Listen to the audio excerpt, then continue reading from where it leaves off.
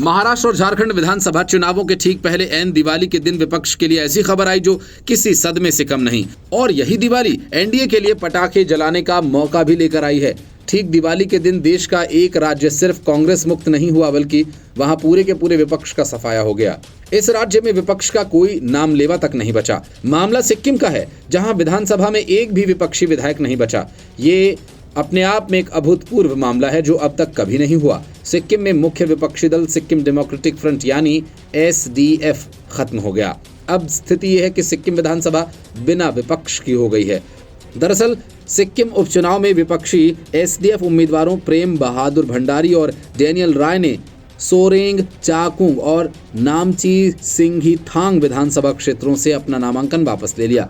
13 नवंबर को इन सीटों पर उपचुनाव होने हैं। नामांकन की जांच के दौरान सिटीजन एक्शन यानी सीएपी सिक्किम के दोनों उम्मीदवारों को भी अयोग्य घोषित कर दिया गया और ऐसे में एसकेएम के प्रत्याशी निर्विरोध चुन लिए गए।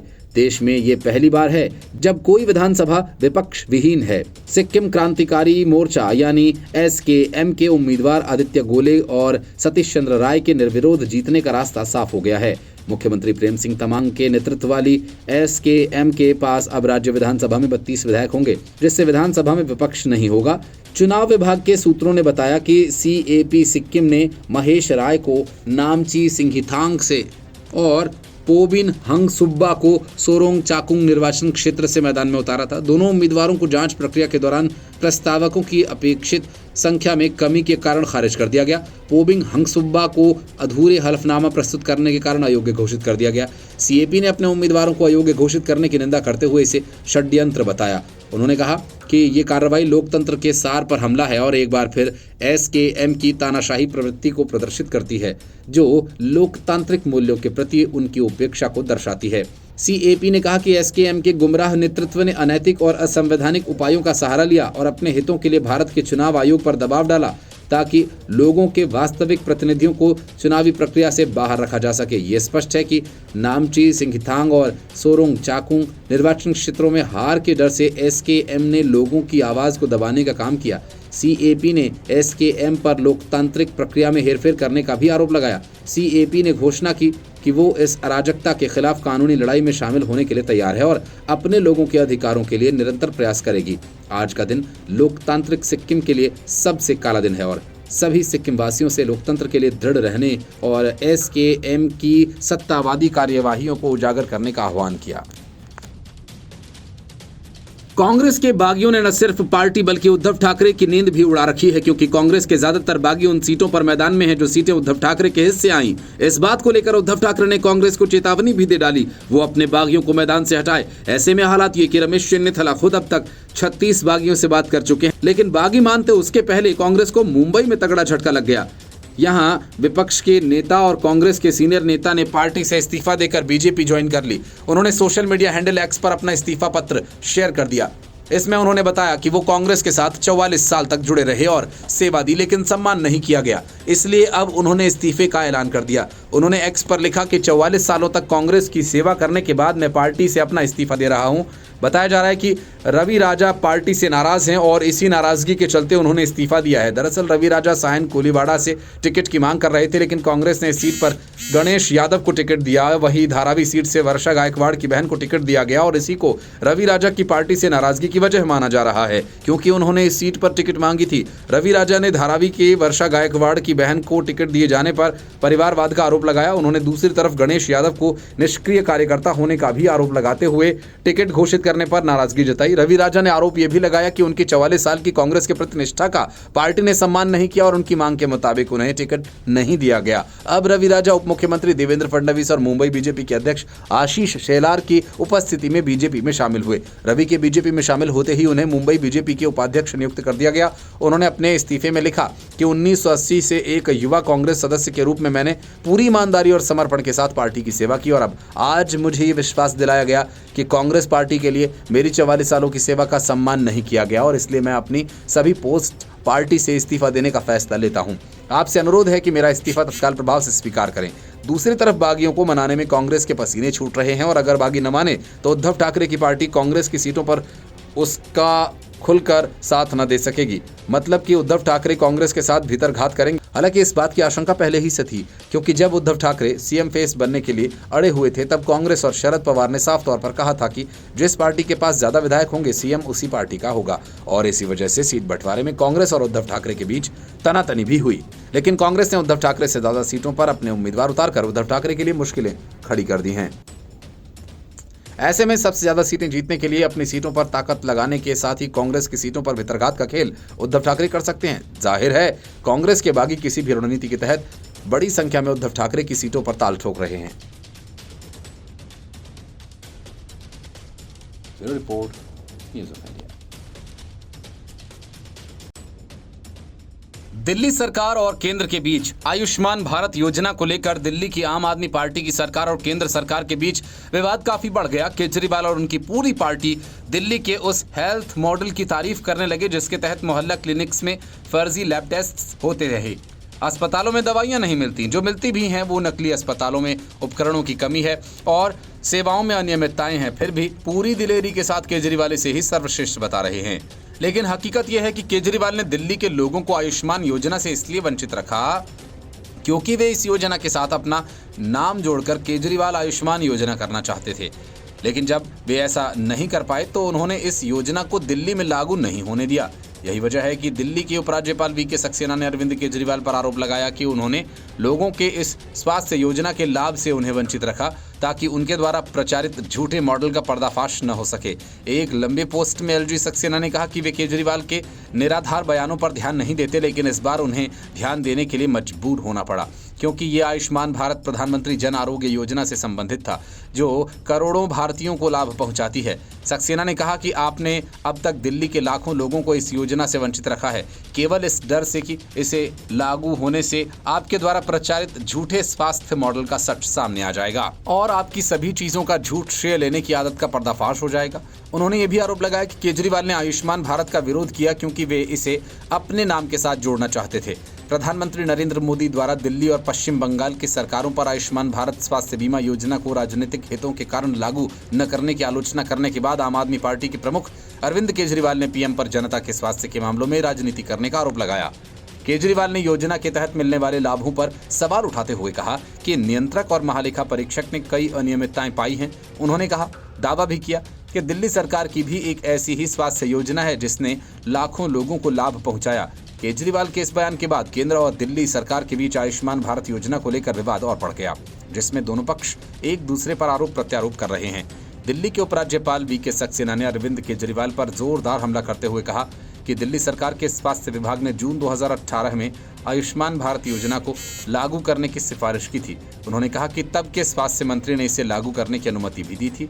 एलजी सक्सेना ने कहा कि केजरीवाल सरकार ने योजना को लागू नहीं किया और लाखों दिल्ली वासियों को इसके लाभ से वंचित रखा।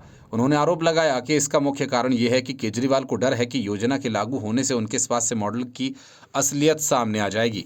इस बयान ने दिल्ली सरकार और केंद्र के बीच आयुष्मान भारत योजना को लेकर चल रहे विवाद को और बढ़ा दिया।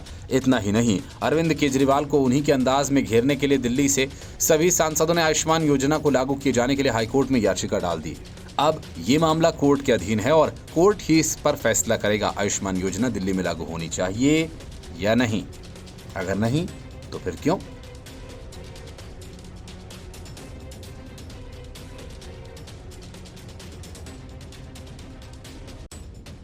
आतिशी मरलेना से केजरीवाल की ठन गई है।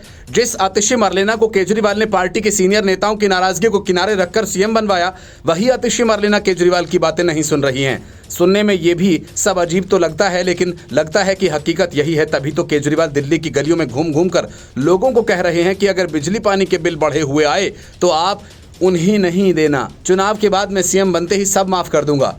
अब सवाल ये कि क्या केजरीवाल अभी सारे बिल आतिशी मरलेना को कहकर माफ नहीं करवा सकते?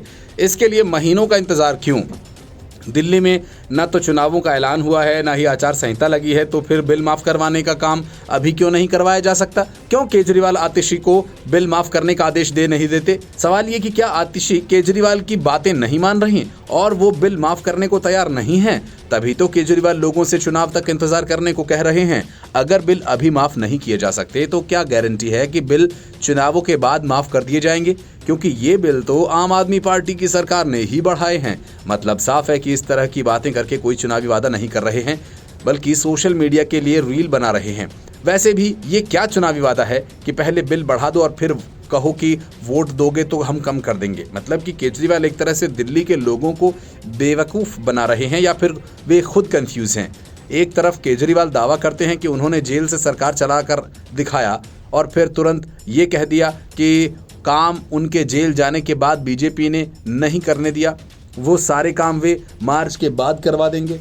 सवाल ये कि अगर केजरीवाल जेल से सरकार चला रहे थे और वो चल भी रही थी तो फिर बीजेपी का रोना क्यों? इतना ही नहीं, जमानत पर छूटने के बाद केजरीवाल कहने लगे कि वो सब ठीक कर देंगे। दिल्ली की टूटी सड़कों को लेकर 1-2 दिन उन्होंने सड़कों के दर्शन किए थे और कहा था कि सब ठीक कर दूंगा। केजरीवाल आतिशी मरलेना ने भी दीपावली से पहले तक सड़कों को ठीक कर देने का वादा कर दिया था। अब दीपावली आ गई है लेकिन सड़कें वैसी की वैसी हैं। मतलब काम जो कर सकते थे वो नहीं हुआ। अब सारे काम चुनाव के बाद होंगे। दिल्ली की सड़कें महज 6 महीने में बर्बाद नहीं हुई, वो लंबे समय से धीरे धीरे खराब हुई हैं। काम क्यों नहीं हुआ? आतिशी तब मंत्री थी, सबसे ज्यादा विभाग उन्हीं के पास थे और अब वो सीएम हैं। काम न तो तब हुए और न अब। फिर ऐसी सीएम की क्या जरूरत? काम ही नहीं करा सकते। लोगों को केजरीवाल के सीएम बनने का इंतजार करना पड़े। असल में केजरीवाल जो दिल्ली के लोगों को कहानी सुना रहे हैं वो एक हताश और निराश नेता की गढ़ी हुई कहानी है, जो अपने खोए हुए आसार को किसी भी तरह हासिल करने को बेताब है। लेकिन इस बेताबी में केजरीवाल खुद ही गहरे फंसते जा रहे हैं। लोकसभा चुनाव में केजरीवाल ने 10 गारंटी दी थी, नतीजा ये हुआ कि वे एक भी सीट न जीत पाए। हरियाणा में त्यागी राम बनकर, हरियाणा का बेटा बनकर घूमे, एक सीट भी जीतना मुश्किल हो गया। अपनी त्याग तपस्या की कहानी जगह जगह वो सुनाई। एक तरह से सौदे पे सौदेबाजी करते नजर आए और वोट दोगे तो ये काम होगा, नहीं तो नहीं होगा। Bureau report, news of India. Delhi में कहीं कचरा फैला है तो कहीं सड़कें टूटी हैं, कहीं लोग गंदा पानी पीने को मजबूर हैं तो कहीं लोगों की सांसें जहर भरी हैं। दिल्ली की गलियों में घूम घूम कर वोट मांग रहे केजरीवाल और उनके साथी नेता ये सब देख रहे हैं, समझ रहे हैं, लेकिन मजाल है कि कोई कुछ करे। प्रदूषण से बचने के लिए शीश महल से लेकर आम आदमी पार्टी के सारे मंत्रियों और विधायकों ने अपने अपने घरों में बड़े बड़े एयर प्यूरिफायर्स लगवा रखे हैं। वे और उनका परिवार शुद्ध हवा में सांस लेता है, कचरे से उनका क्या लेना देना। जिन इलाकों में वे रहते हैं वहां कचरा नहीं दिखता, गंदे पानी से दूर वे तो खास तरह का पानी पीते हैं। मतलब वे सब तकलीफों से दूर हैं जिनका सामना दिल्ली की जनता को करना पड़ रहा है। दिल्ली के बदतर हालात देखकर अब आम आदमी पार्टी के नेता ने ही केजरीवाल को जमकर फटकार लगा दी। आम आदमी पार्टी की राज्यसभा सांसद स्वाति मालीवाल ने कहा कि केजरीवाल कहते हैं कि वे जन्माष्टमी के दिन पैदा हुए और अपनी तुलना श्री कृष्ण से करते हैं और ये जिस राज्य के राजा बनकर बैठे हैं वहां की गाय प्लास्टिक खाने को मजबूर है। आप सांसद ने सोशल मीडिया प्लेटफॉर्म एक्स पर पोस्ट किया और कहा कि दिल्ली के जनकपुर इलाके का औचक निरीक्षण किया, क्या बुरा हाल कर रखा है। लाखों लोग यहाँ ऐसी गंदगी में रहने को मजबूर हैं। कूड़ा सड़कों तक आ गया, सांस लेना मुश्किल है। लंबे ट्रैफिक जाम, खुद को राजा समझते हो, अपनी तुलना श्री कृष्ण से करते हो। आपके राज में गौमाता किस हाल में सड़कों पर कूड़ा खा रही है, कभी आपने महल से बाहर निकलकर झांको। दिल्ली की मेयर शैली ओबेरॉय समझ लें, ये कूड़ा साफ करवाओ वरना इससे ज्यादा कूड़ा आपके घर के सामने फेंकने आएंगे। स्वाति मालीवाल ने कहा हालात बहुत ज्यादा खराब हो गए हैं। और इतना ही नहीं, उन्होंने दिल्ली की मेयर शैली ओबेरॉय को भी फोन लगाया और उनका फोन स्विच ऑफ निकला। स्वाति मालीवाल ने कहा कि अगर काम नहीं करेंगे तो मैं खुद सारा का सारा कूड़ा उठाऊंगी और आपके घर के सामने फेंक आऊंगी। उन्होंने कहा कि दिल्ली को पेरिस बनाने चले थे और कूड़ादान बनाकर रख दिया। इतना ही नहीं, दिल्ली महिला आयोग की पूर्व अध्यक्ष स्वाति मालीवाल ने कुछ दिन पहले भी गंदगी को लेकर दिल्ली सरकार पर हमला बोला था।